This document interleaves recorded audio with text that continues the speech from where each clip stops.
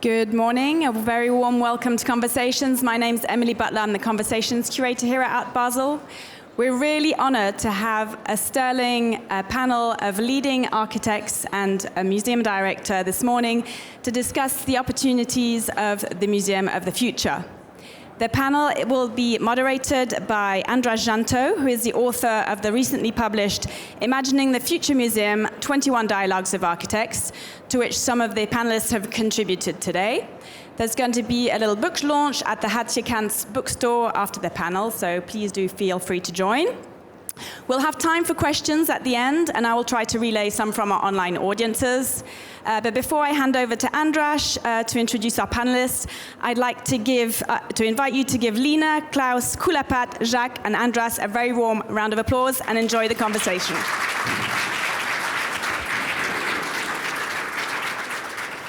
Thank you so much, Emily, and thank you to your entire team and all your colleagues, and to Art Basel for being here in full force. It's such a lovely sort of post-COVID moment when we can hug and shake our hands and just enjoy this incredible week and this incredible weather.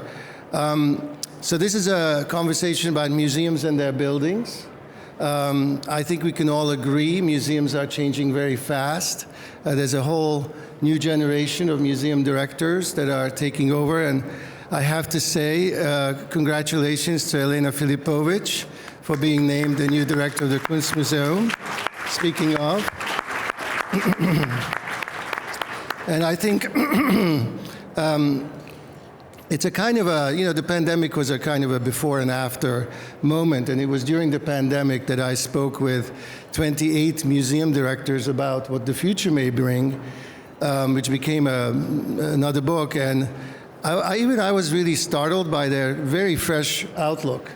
And what became very clear in the eyes of these museum directors was that the museum was becoming much more than just collecting and conserving and exhibiting objects and studying them, all those traditional functions of the museum. And what was emerging is this larger idea of the museum.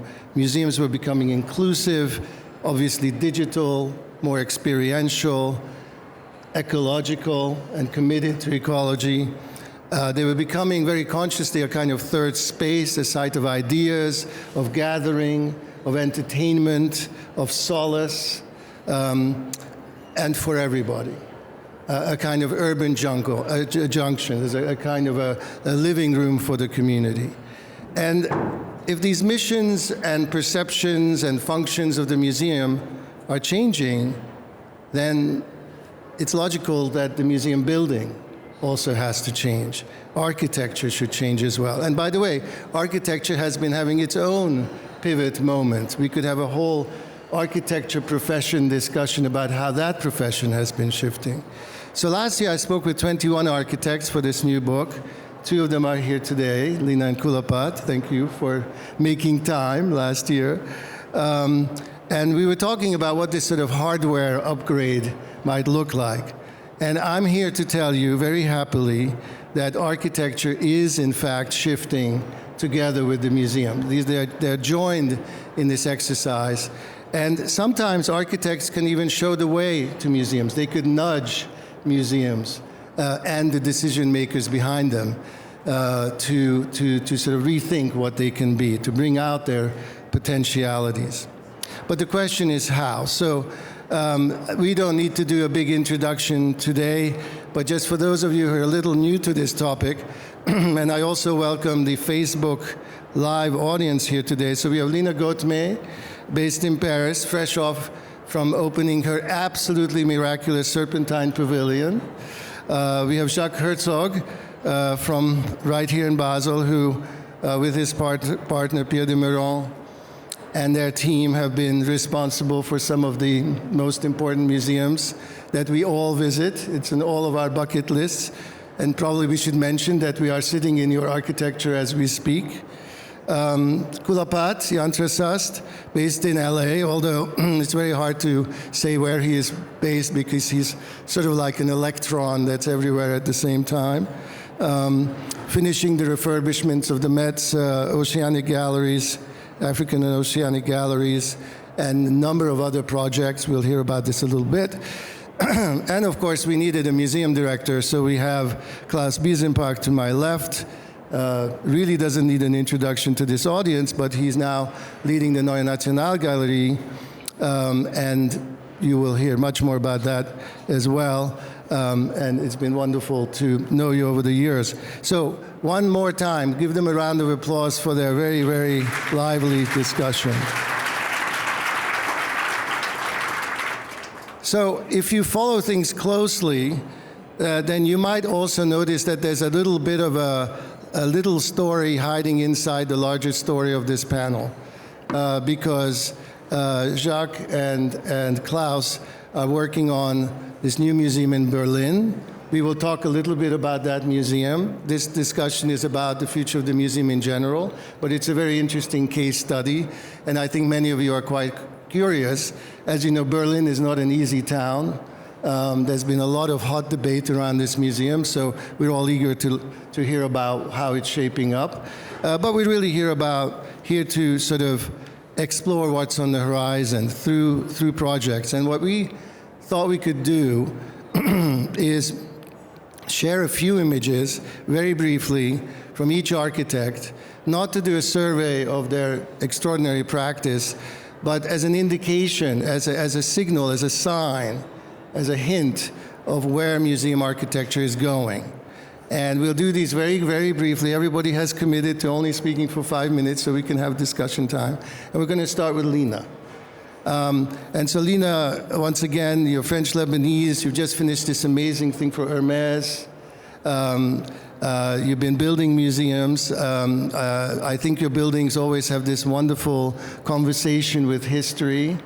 And I think a lot of commissions are going to be coming your way. So tell us about some of your recent projects.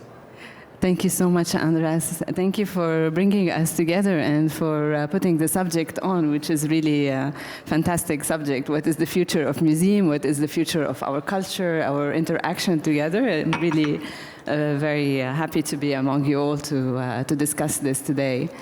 And as you say, like, I try to think about how actually the typology of museums is able also to inform other typologies, and how can it pollinize the typologies in a way to bring on a different approach to how we build and how do we intervene in our landscapes. Here on the screen, you can see the first manufacture that is a low-carbon passive building that we just delivered in France, in Normandy. And as an industrial building, as a place of making, actually, the typology is starting to be like a museum in a way. It's a place of making. It kind of through the idea or the approach of a museum, it's allowing a dignity to its surrounding. It's allowing also to blur the line between how do we identify each typology and how do we bring porosity into the way we live today. So the idea of this manufacture is really to be a place of making, but also to be able to mutate through time, that it could become an exhibition space, it could become a more like an emotionally and artistically active environment. Looking in the same way, housing typology with the gallery space in Beirut, and how do we think about housing in our environment as like a building, as a presence that is able also to bring emotion to the city, that is able to give an alternative way of inhabiting in the city. Talking about materiality, we always see museums as buildings that have heightened experiential capacity in the cities, as icons, as places that attract people. So how does this typology is able to be present in other types of buildings, like housing here in Beirut? The Serpentine Pavilion is about this time apart that is almost the museum without collection in a certain way. It's a place of porosity where people meet, where it's about meeting together under one roof and being able to invent, in a way, our future, our relationships to each other. So this idea also of maybe the museum as just a platform sometimes where the collection is still yet to be invented, and where architecture is able to bring porosity, to invite people in assembly, is maybe interesting to explore, like these places that don't necessarily have a set function in our built landscape. And that's maybe what we can learn from the typology of the Serpentine Pavilion, which is temporality, that brings people to interact and to think about subjects related to our times, maybe our relationship to Earth, how do we build more sustainably, how do we establish our relationships to one another, through architecture, like the fact that it's all built in wood, and it kind of draws our attention and our attention to our relationship to nature in a way. On another side, like when we have a very dense collection, how do we bring this collection to be alive? And this is a museum in Lebanon for a collector who wants to make an archive museum, but also where the visitors become actors in the discovery and the uncovery of the collection. So it's about creating narratives and creating museographies through the interaction with people. So they are the ones that are opening the collection, that are creating the narrative, and more looking at museums as active places rather than places where we are simply watching, but we are actually acting within these museums. On another scale, this building that we delivered in Estonia, the Estonian National Museum, it tackles the question of identity and how can architecture in that sense open the identity and allow it to be more constantly in the making. And in that sense, the museum becomes a house, and they call it their own house. So it's a cultural incubator. It's the Estonian house for them. And what we see here is this museum that disappears, that opens to a platform that becomes a place where Estonians intervene. There's a military airfield that is connecting actually to this building in that sense. And here, as many other projects advocate, like a place where there is a generosity of spaces that are not programmed, that become active by the people. I pass on to... Great. Okay, so keep note of all these little ideas. There are lots of little data points on this constellation of the future. And we're going to go on to Jacques. I went on your website, and it lists 70 art spaces, 30 of them realized. I think probably everyone in this room has been to one of your art spaces. Your most recent one, I have to say, opened in Brooklyn, where I live. So those of you who come to the US, please come to Powerhouse Arts, itself a completely new typology. And tell us about your projects, or the ones you want to talk about. Thank you, András. Thank you for inviting us to speak here. I think the Museum of the Future is a question that every generation is rising again and again. And I think I heard what you said, Lina, and I liked especially the thing that people should become, or we should do things where people can become active and can come together. So it's always ultimately places for people and art. People and art, and so it has a very social role, it has a very urbanistically important role, and it also has an ecologically important role, because ultimately the problem that we have, whatever we build, is how to build it in ecological standards. And that's a real problem with museums, because we have an idea of art, especially in this fair, where we speak of millions and millions of money, you know, that these artworks cost, and ultimately that leads to very highly, perhaps overly highly protecting art, and that requires, you know, very solid walls, very high investment in climate control, and all these things which are sheer madness, you know, in sheer contrast to what our world, the problems we have in our world. So that's a more fundamental question which goes back to the society at large and not to architecture only. So architecture to some degree is an interesting thing to measure where we are, psychologically, but also economically and physically. I do not want to spend much time showing images, but I thought, as you said, András, we've done quite a few spaces for art, and we've always been lucky to be surrounded by interesting artists and be together with very interesting curators and directors, because you cannot do a building without being in close contact with the director, the curator of a museum. And this is sometimes not easy, but it's very interesting because we can learn from both sides. So that's an advice, but that's also a lesson that we all have been learning.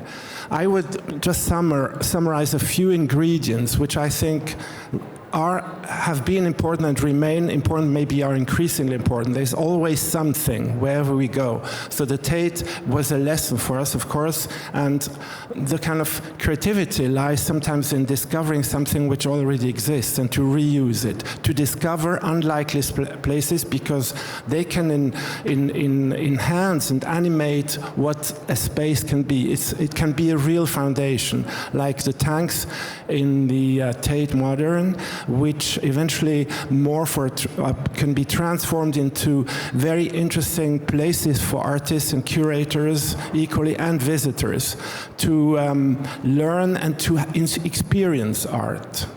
We also have, of course, to do museums in a way that they are gathering places. People should love to go to a place, to hang around, to sit somewhere, even if they may not even be so interested in art as maybe we are.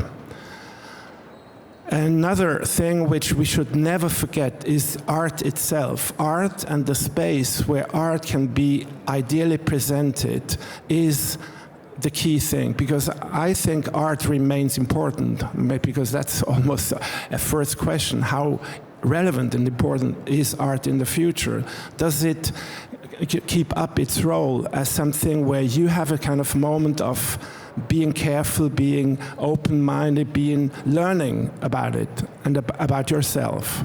So do good galleries. Do galleries which are enhancing the perception of art. This project, the Schaulag, is certainly also one of our dearest because it brings together that moment of giving ideal exposure to artworks. At the same time, as you can see in the upper floors here, we are close to a kind of a storage, open storage, archives, a kind of a large library. It was the first of that type anywhere in the world, and it's something that I think is an important model for the future. Because we cannot endlessly expand museums and add more and more and more space, just because artworks are getting larger and larger. But we should do places where you can change that, but where then the artworks can be stored and are not put away in the dark in crates, but can be visited. Then I think museums or places for art should have art at the very beginning, at the very entrance. You should be welcomed, you should be encountering art always. It should be mixed with the public space. And I think that's, Klaus, we will certainly speak a bit about that. Since your arrival, we have been intensifying this discussion. We found places where art can now be presented between the public space and the museum. So there is artworks and possibilities to display art in literally every part of the building. It's like nose to tail. Nothing is lost, nothing is used for representation or monumental ideas of how great a period was.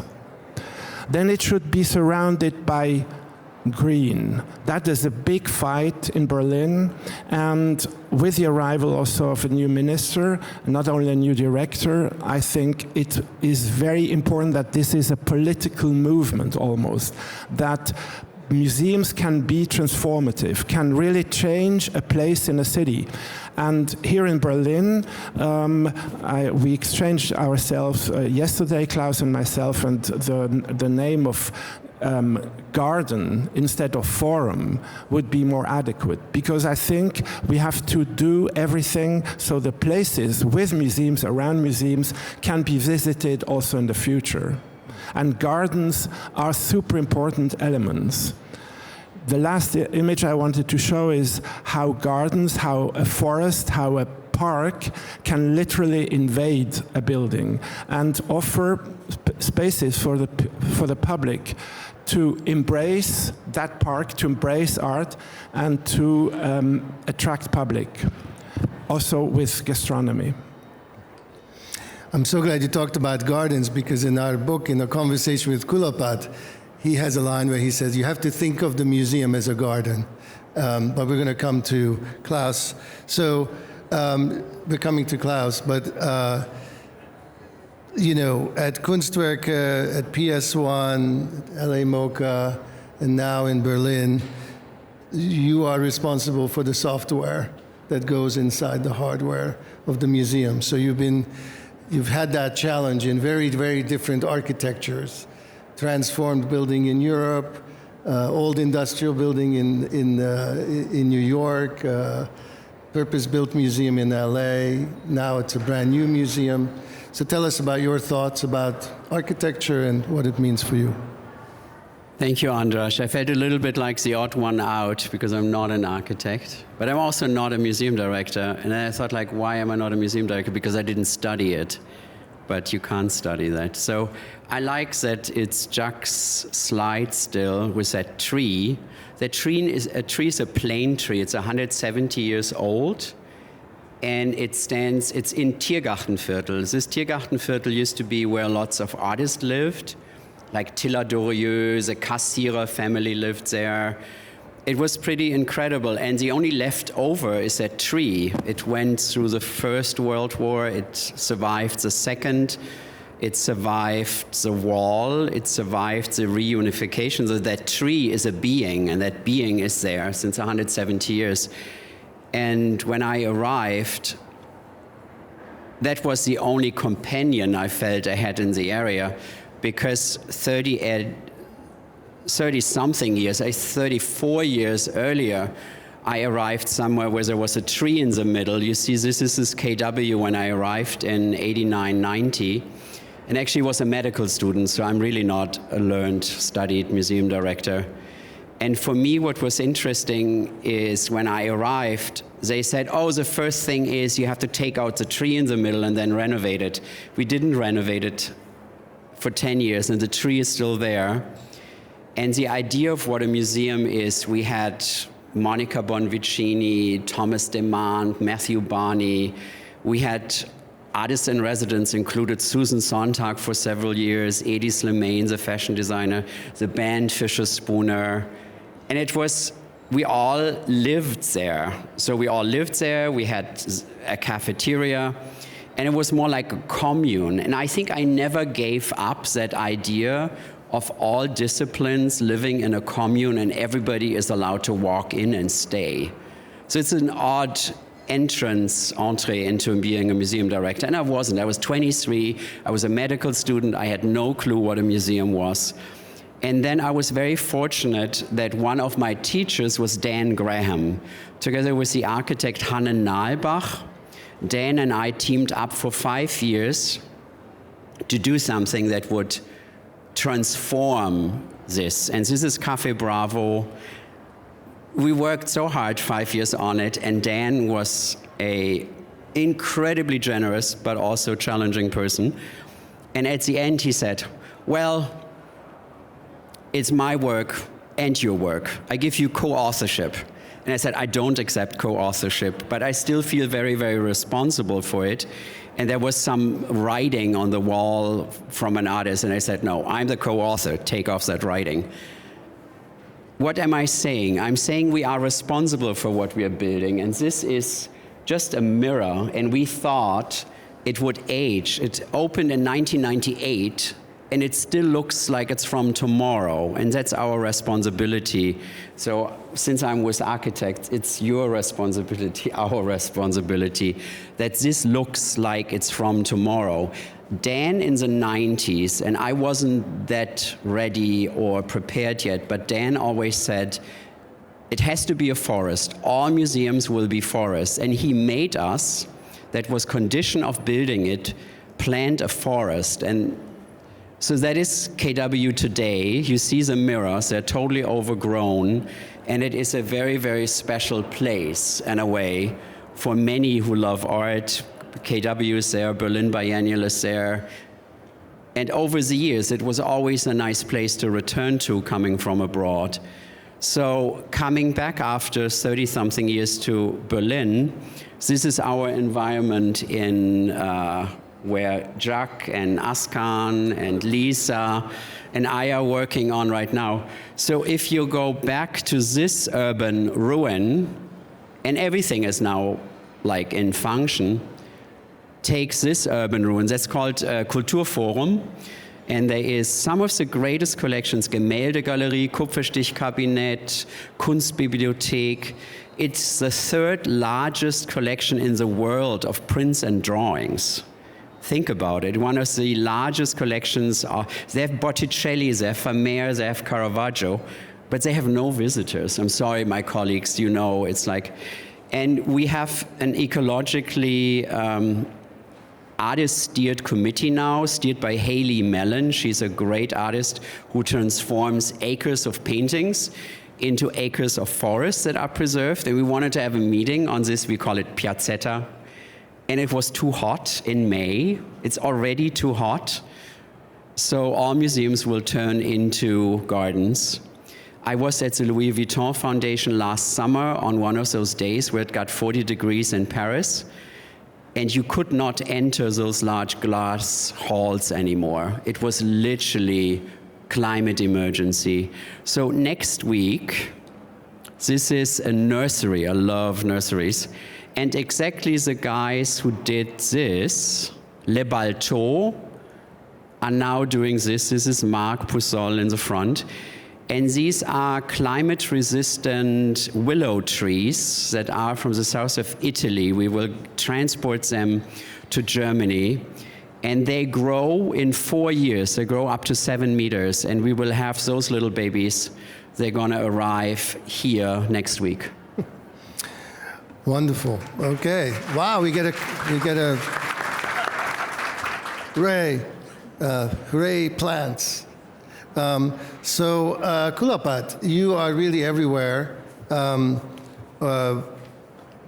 Fantastic museum project already built in Grand Rapids, a nice extension in San Francisco, multiple galleries, all kinds of projects. Your practice, which is based in LA, also includes landscape design and other forms of design. Very interesting trend in architecture that architects are branching out into other areas of practice.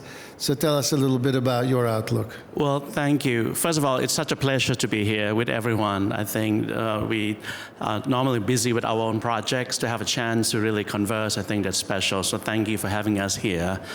And second, everyone knows, and I would like to emphasize that museums are not one identity. There are different kinds of museums, like thousands and thousands of museums, right? Art museum, because we're in the context of an art fair, so art is definitely one. History, memory, and any other things.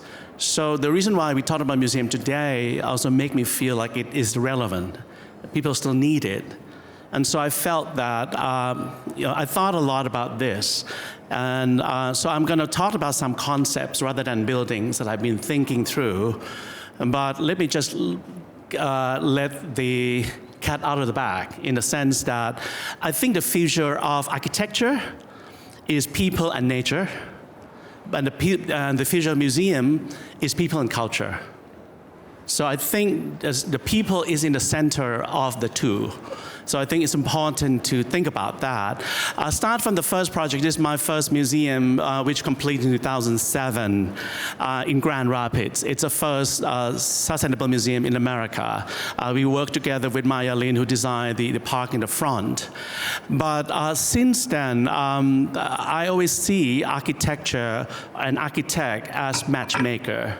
I always see my job as connecting art or history with people.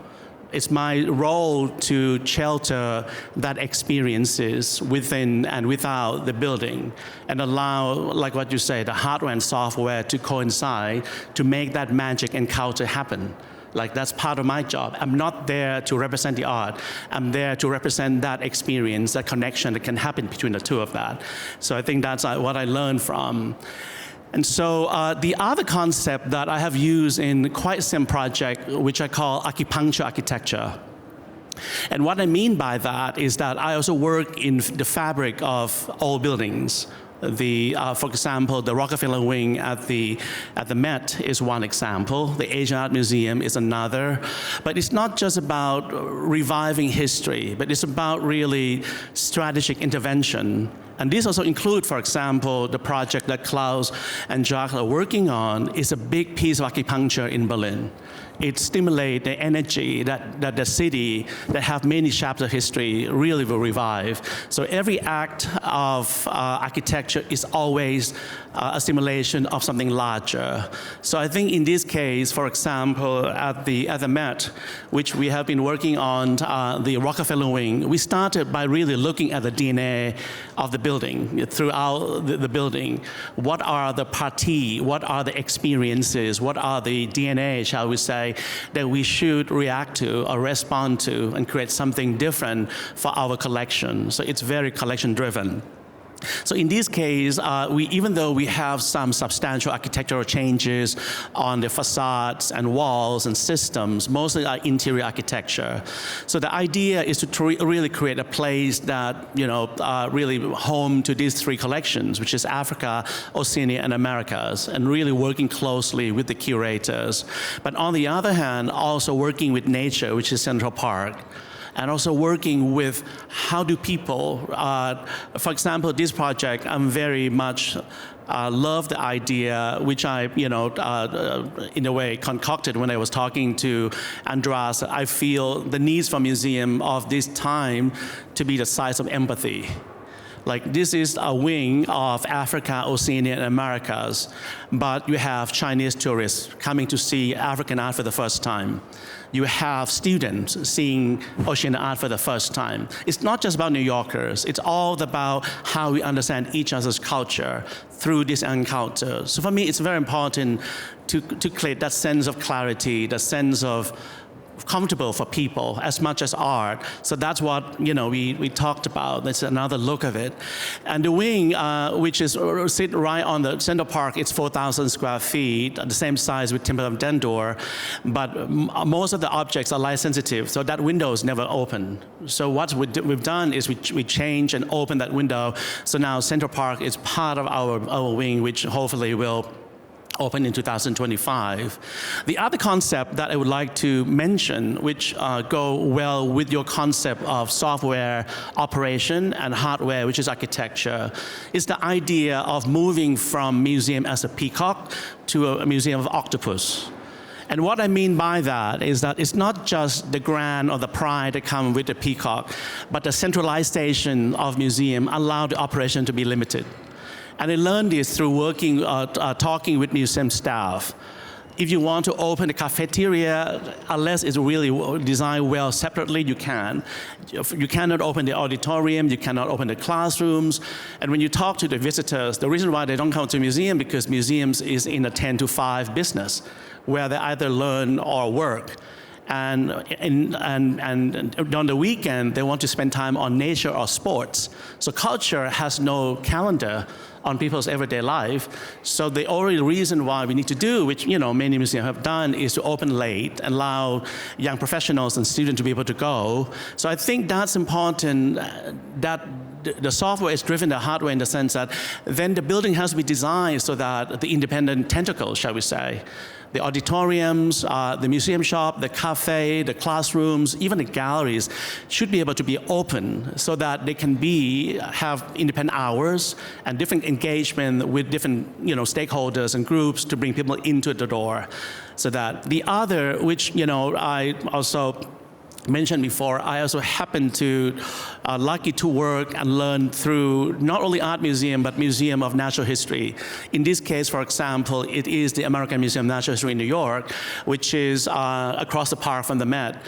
This gallery was designed in 1893 by Francis Boas, who is one of the most important anthropologists in America, and it's never been touched ever since. It's like a period room. So my job is to try to maintain that memory and legacy, but at the same time bring in the voices and really develop an understanding between people and the cultures that are being represented. One last thing is what I would like to end is I felt that we have lived through what museums, which is a product of the 19th century, as museum as temple. Now we have to look at museum as a playground.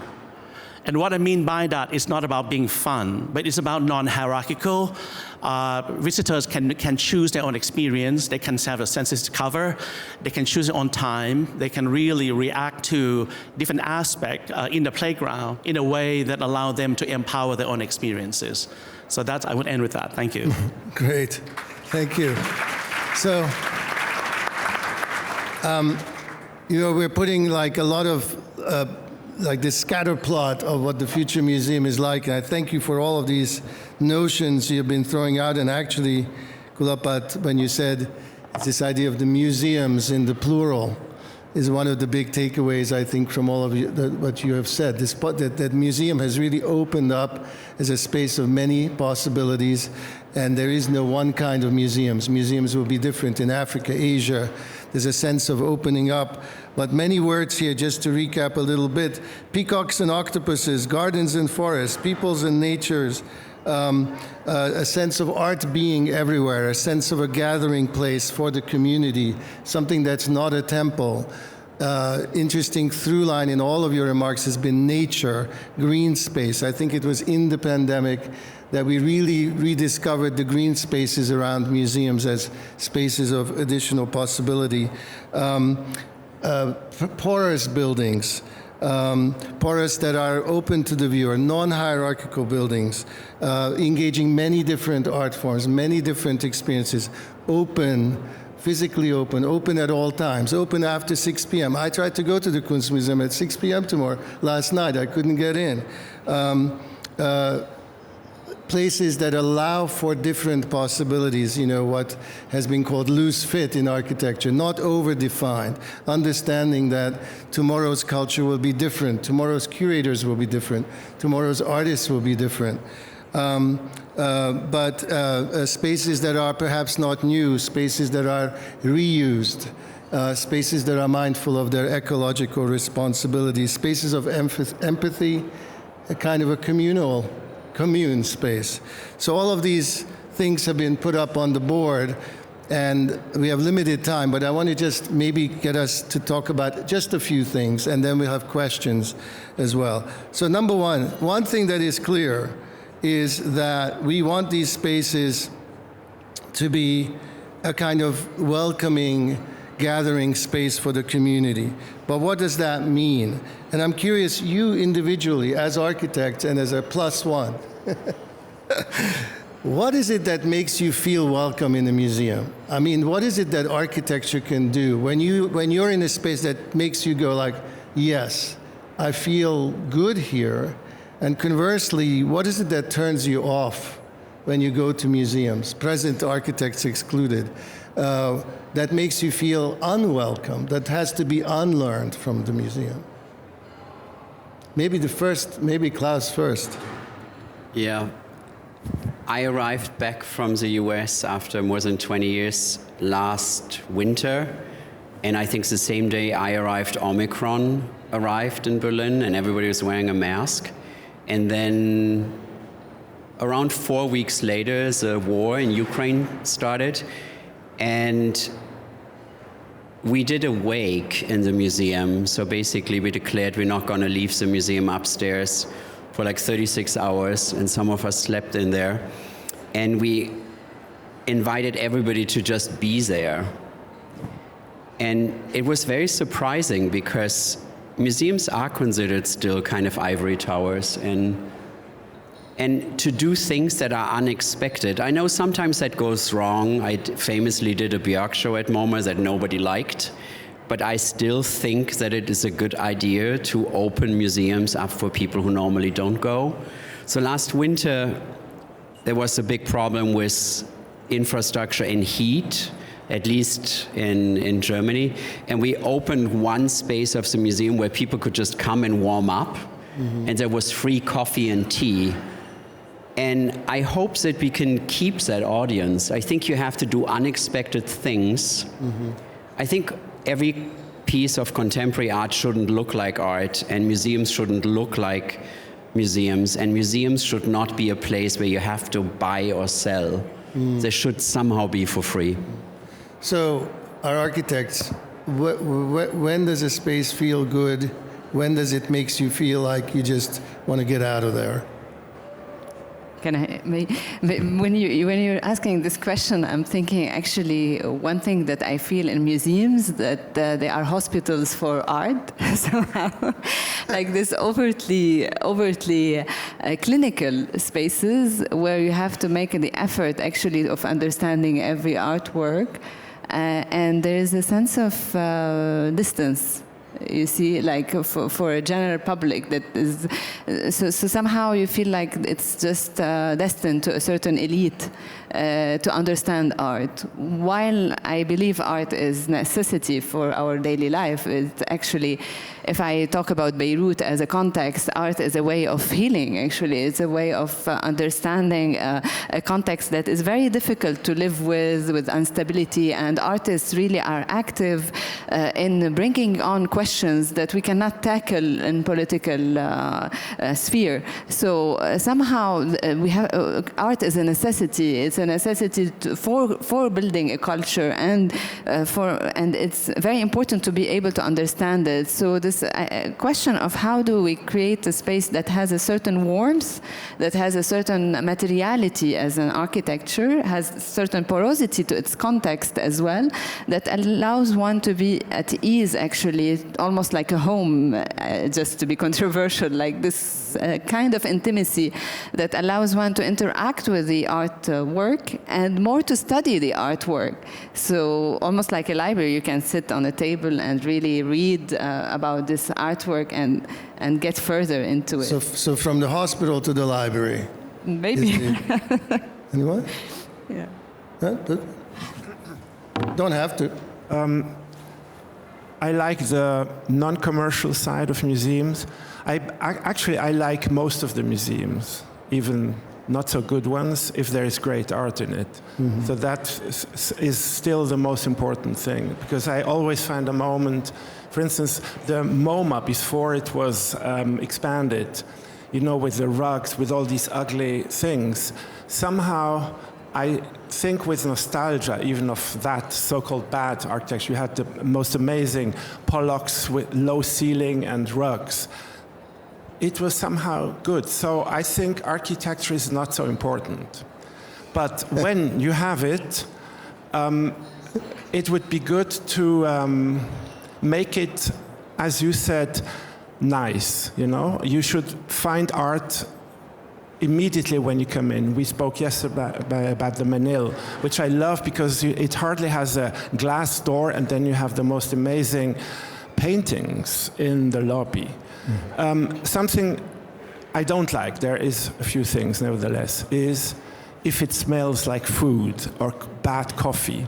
That you have very often in American museums. That's all these moments where you are not feeling in an unpretentious, comfortable way. That's what I think we should avoid, this kind of pretentiousness and monumentality. But otherwise, I think there are so many good places. Yeah. I may just add very quickly. Well, I spend a lot of time talking to people who didn't come to museums. in many little cities that I worked in. I'm almost more engaged with them rather than people that already come to museum, because I want to understand how that, and I think it comes down to two things, community and curiosity. Right? People love other people, especially now. Places mean something more meaningful after the pandemic, after internet, after AI. There's something that places only can do. And so that is not, I agree with Jack, it's not about dumbing down to make it look like a shopping mall. Or, I think, like Oscar Wilde said, art should not try to be popular, the public should try to be artistic. Yeah. I think there's an elevation that allows people to connect together in the community, and art. It comes down with comfort, proportion, light, sightline, art, as part of that. Curiosity is so important, right? Because curiosity is the reason why we continue to live. And maybe that's allow us to maybe different than other animals. And so by having art in different ways, performances, music, nature, allow people to kind of surprise why something is there and why, question. I think that's important to have. And this seems to be the work of this generation, is to find this sort of new balance between the authority of the museum, the very specialness of the museum as our civic institution with art in it, but balancing that with that sense of accessibility and openness. So my last question before we go to a few questions has to do with the temple. But somewhere along the way, the temple turned into, I don't know, a titanium cloud. And we had this sort of Starchitecture period where we replaced the classic temple analogy, the Greek language, and we replaced it with a very, very spectacular architectural language in an effort to make the museum special. But in the conversation I had last year, everybody felt that we were somewhere perhaps further along in this narrative. And we all hear you loud and clear. You don't want to turn the museum into a community center. You still want to communicate that it's special, but perhaps not in that kind of muscular, taking over all the attention way. So where are we in this story right now? Lina, or maybe Jacques, actually? You mean because I'm a Starchitect or what? No, the non-iconic was always more interesting for me than the so-called iconic. I do not want to spoil the party, but I believe less in this thing that there's a new generation and things are better and different, and then there's another one, because we tend to always destroy what has been and bring up the new. That's nature. We cannot avoid that. Yes. So let's do this. As I said before, I like the unpretentious and I like the immediate encounter with people, but also buildings should be like that. So I like to really go straight to what does a place need? Because we cannot so generally speak about museums, because every place has givens, has identities. That has always been my personal path and the path that we have tried to go. And the accessibility, the openness, all these things, we can talk much more about that. That's so obvious. We do not even need to speak about that. But of course, architecture has to allow for this, has to make it possible, shouldn't make it, shouldn't build barriers. That's obvious. Klaus and then Lina. I think the most important is generosity of spirit. I was more than a decade, I was a chief curator at MoMA, and I allowed myself at any time, day or night, to go see the Monet water lilies or see Jackson Pollock #1. And this incredible moment of being in front of a work of art like this, I have a deep, deep understanding that we have the responsibility to share this. And this generosity of spirit is something American museums, they do a big gala every year, and all the donors, all the patrons, all the trustees are thanked, and they pay for being at the gala. not only being thanked, but they also pay for it. So last year, we did a big table in our soon-to-be museum campus that you saw that looks like a highway still. And we built this really, really long table, and there was a tabloid paper. And they said, who are you inviting, all your money people? And I said, no, everybody is invited. And they said, oh, now we caught you, we're gonna quote you. And I said, fine, right? In the main paper, everybody is invited, and everybody came. We had 7,000 people. So generosity of spirit is something we are like phones or iPhones that have charged, overcharged. We've taken all the electricity of the last 20 years from all this planet. Now we have to give back. And I think museums have to be a pioneer giving back, and I think we should reduce entrance fees, and we should just share. It's our responsibility to be generous.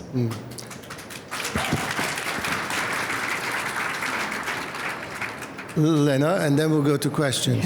I love what you're saying, Klaus. The question of generosity is central, and generosity with the living environment that surrounds us, that makes us. Talking about the table, it makes me think that in the Serpentine Pavilion, the table is an element that is really a generative element of the pavilion itself. I'm just thinking about the museum. Actually, the origin of the word is museidon, which is the structure that is on the height of a mountain, but that contains muse. Muse is actually for inspiration. So at the end, the DNA of the museum is about the place of inspiration and of the extraordinary. Yet maybe we can think of the museum not as a central structure, but as a dispersed structure that is a network of different points of inspirations within our fabric. Beautiful. All right, ladies and gentlemen, who has a question? There's somebody there. Microphone will come your way. Please tell us who you are, and we'll just do a couple because the art fair is beckoning. Hello. My name is Olivier Choupessin, and I'm a traditional oil painter. This might help you with the question I will ask. I find museums and its architecture has a strong technical problem that was not discussed here. And for this, I will tell a little story. I went to Australia and I saw some Aborigines painting some really nice, huge artworks. And they were just under some little sheds in the deserts of Australia. And these artworks were going to be shipped to New York 1 week later in one very fancy big gallery. So these artworks then would be seen out of the deserts, out of the sunshine, and in some white space. So my question is, the technical problem about the museum is that it's strongly cutting the roots of the artwork. And I wanted to ask you, maybe, I forgot your name, Yantraza, Kulapat. Yes. Because you are the one that talked the most about, I have to take my notes again. Well, let's just go to the answer because I think the question is very clear. So, Okay. Well, thank you. I think the museum as hospital. The question of context is always a very difficult subject. Right? Every museum, for example, we work both at the Met and the American Museum of Natural History. The same object will completely get different treatment, like an art object. So I think it comes down to the narrative and the stories, like what you say. Right? A lot of time, art is seen out of context just to be able to examine it for what it is. Right? There's an objectivity that's required out of an art experience. But obviously, in your case, you felt that it robbed many of the understanding of the work is being created. So I think that's really in the hand of the museums and the curators to define what story are we telling? Are we talking about Australia as a part, or are we talking about the art in the global achievement of artistic, development? I mean, there's a very different trajectory. So, and nothing's wrong, but every museum, art museum in particular, has responsibility to come up with the reason why they're showing the art that they're showing. And are they telling the story that allow people to understand? And like you say, maybe it's not that story that you felt should be told. But that's also something that you should also talk to the museum, because exactly the same painting you mentioned, if shown in the Met or shown in MoMA, will be completely different treatment, right? So I think that's something that don't give up. Their hope, they're alive in art as well. Of course, the other context that we often erase is the context of the studio, that there's a kind of sanitization that happens. And this work that was born in this very alive environment sort of gets sanitized, and the hospital for art, as you called it, a beautiful metaphor. Anybody else? Question? Oh, right. So there's a bunch here. We'll take 2 or 3, and then we have to close it down. Yes. Hello, how are you? Just wanted to say that every place we live in, it starts with a drawing, and a drawing is what you architects make. So it's so interesting that we live in the world of drawings. And I want to say that that also makes you artists in human beings. That's it. By the way, if you buy the book that we did has drawings of all the architects, so enjoy. Yes, next person over there. Thank you. My name is Louise. Actually, I deal with the government, the difference between the culture between the West and East. I have a question to Klaus and Jack, because I believe you have been dealing with different cultures from the different countries, even China, Asia, or Germany, or Europe, anywhere. Because I was born in Taiwan, but I'm British. There was one plan of the Taichung city. The mayor wanted to introduce Guggenheim into Taiwan. However, the central government decided this is not a project represented to Taiwan. So they totally cut the budget and they made the plan die. Then how can you both convince the government to really think about museum can be the future, can be the life of the citizen, of the people, even for the nations? Thank you. I can answer this. I think actually the correct slide is coming any second. The areas, this exact area on the slide, when Sharon built the Berlin Phil, he wanted to have the Tiergarten, the main park, engulf and surround the whole Berlin Phil and make it a campus. When Mies van der Rohe built the National Gallery, he wanted this. The first drawing of Jacques and Askan about the new building was exactly like Sharon and Mies, taking the Tiergarten and making it a forested campus. Everything in that area was planned for cars. Fortunately, I think cars are over. So below this is a huge parking garage that's abandoned. So I think we live in a paradigm shift, and architecture, because it takes so long to plan it, it's a little bit like we look into the past. It's like a star that still's not there, you still see it in the sky. So we have to catch up and convince everybody that we don't need cars in the future and we don't need something like that in the future.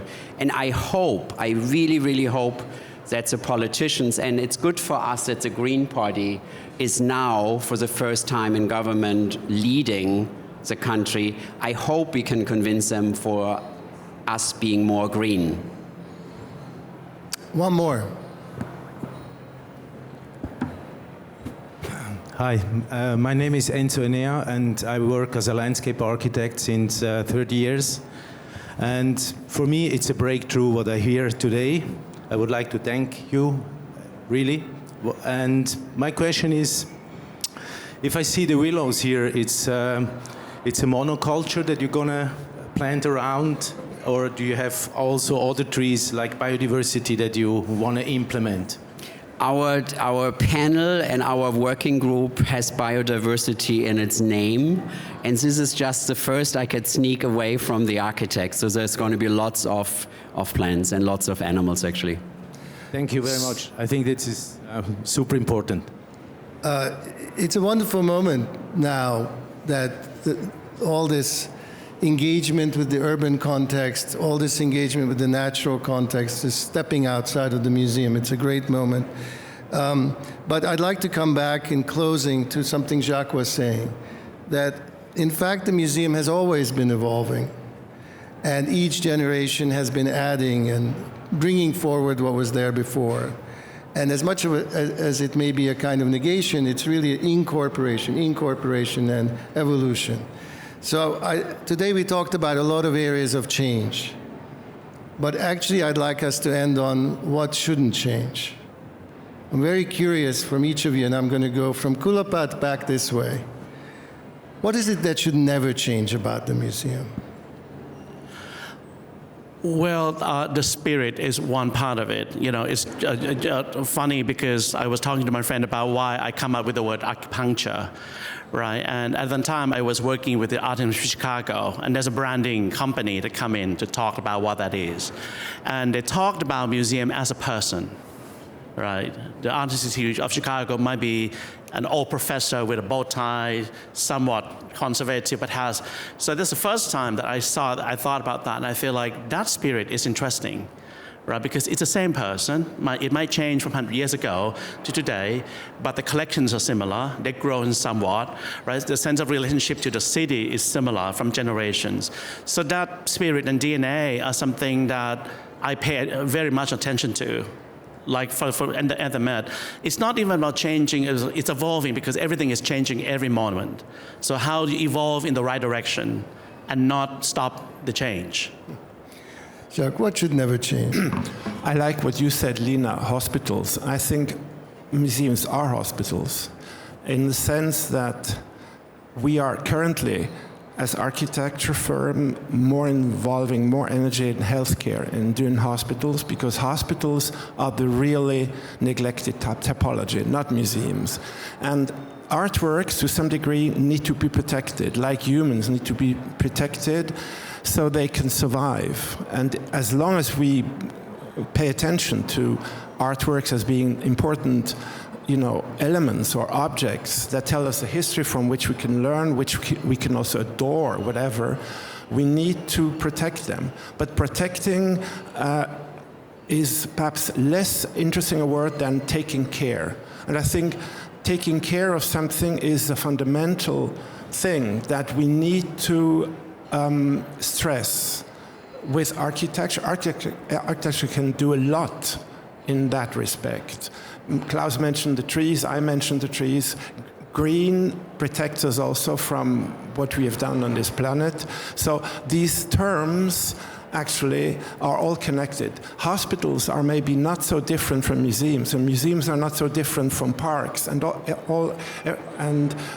all these important elements of our culture need to be more connected, more understood in the immediate context they actually have. Thank you. Lina.